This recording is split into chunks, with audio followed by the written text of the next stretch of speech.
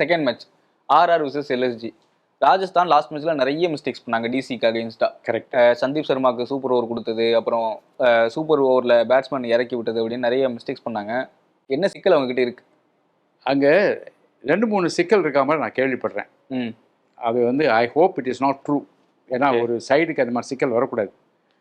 கேப்டனுக்கு கோச்சிங்கும் சரியில்லை அப்படின்னு ஒரு ரூமர் வருது. ஓகே, அது வந்து I hope it is wrong news.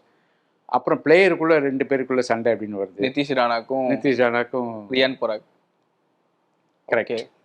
இதெல்லாம் வந்து காசிப்போடு இருந்தால் நல்லாயிருக்கும், ட்ரூவாக இருக்கக்கூடாது. ஏன்னா ட்ரூவாக இருந்தால் கொலாப்ஸ் ஆகும் சைட். அதெல்லாம் சார்ட் அவுட் பண்ணிவிடுவாங்கன்னு நினைக்கிறேன். பண்ணிவிட்டு they should go. But Lucknow very superior side. But RR வந்து ஏற்கனவே பீட் பண்ணிருக்காங்க, இவங்க பஞ்சாபை பீட் பண்ணிருக்காங்க. அது ஒரு ஸ்டன்னிங் விக்ட்ரி, அது எதிர்பார்க்காத விக்ட்ரி அது. அதனால் ஆர்ஆர் வந்து ஆர்ச்சர்லாம் on their day they will do well. RR வந்து எப்போ ஜெயிப்பாங்கன்னு சொல்ல முடியாது, எந்த டீமை ஜெயிப்பாங்கன்னு சொல்ல முடியாது. எல்லா சீசன்லையுமே இது நடந்திருக்கு. ரொம்ப correct, I agree with you. RR வந்து ஒரு எனிக்மா.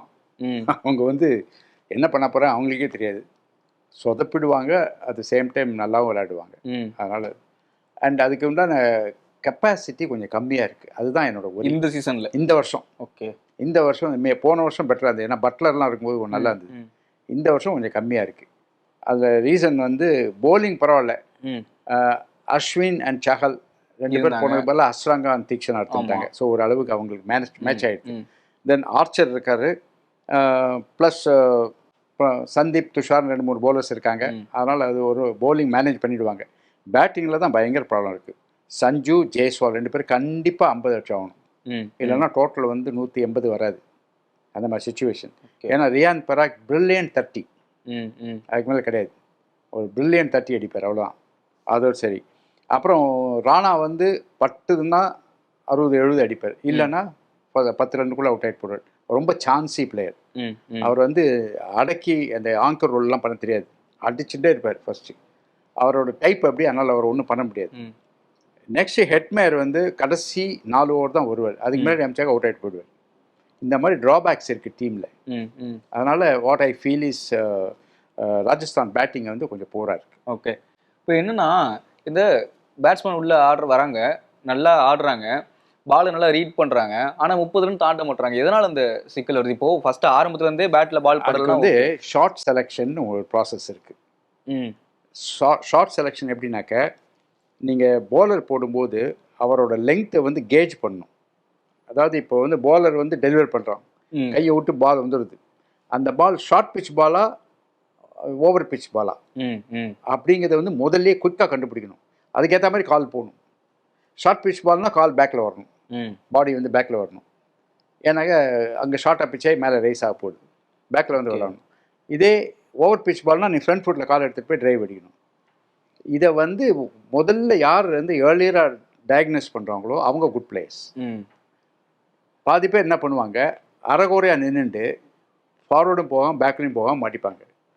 அதுக்கு டிப்பிக்கல் எக்ஸாம்பிள் நம்ம கேப்டன் ரோஹித் சர்மா. நின்றுட்டுலேருந்தே விளையாடுவார், ஃபார்வர்டும் போக மாட்டார், பேக்லையும் போக மாட்டார். அதனால தான் அவர் நிறைய தடவை அவுட் ஆகிறார்.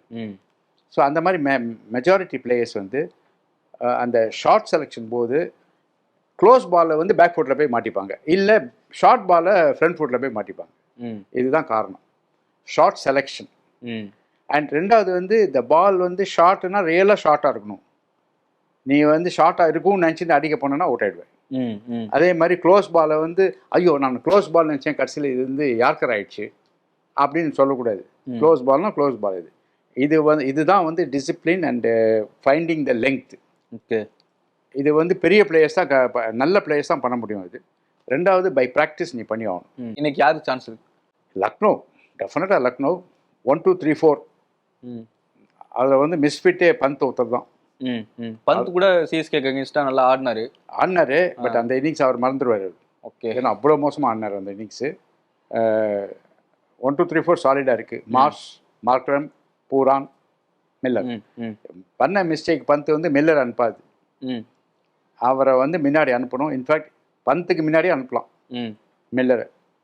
அது இல்லைனாக்கா அகெயின் மிஸ்டேக் நான் சொல்கிறேன். ஓகே, இன்றைக்கிப்பா நேற்று அந்த மேட்ச் வேணாம், போன மேட்ச் நேற்றுக்கு மேந்து ஆர்சிபி வந்து டிம் டேவிடை நம்ம சொல்லிகிட்டே இருந்தோம். லேட் ஆமிச்சாங்க. ஆமாம், அது மாதிரி ஆகக்கூடாது. ம். ஸோ மில்லரை வந்து முன்னாடி அனுப்பணும். லக்னோ பேட்டிங் பற்றி சொன்னோம். போலிங் வந்து இது குட் போலிங். ம். அங்கே ஒரு ஃபைண்ட் ஆஃப் தி சீசன்னாக்கா ரத்தி. ம். பிரமாதமாக போட்டுருக்காரு இந்த ரத்தி. ஓகே, அதனால் அவர் நல்ல இன்க்ளூஷன் அவருக்கு. இன்ஃபேக்ட் அவர் தான் பெஸ்ட் bowler ஆகிட்டார் இப்போ லக்னோவில். ஆமாம். ஓகே, தென் அரகுற bowlersனாக்கா இந்த ஆவேஷ் கான் அண்ட் ஆகாஷ் தீப், இது 2 பேரும் I don't consider them as a international class. Okay, very ordinary bowlers அவங்க. அதுதான் அவங்க வந்து மாற்றி ரன்னு கொடுக்குறாங்க, நீங்கள் பார்த்துட்டு இருக்கலாம்.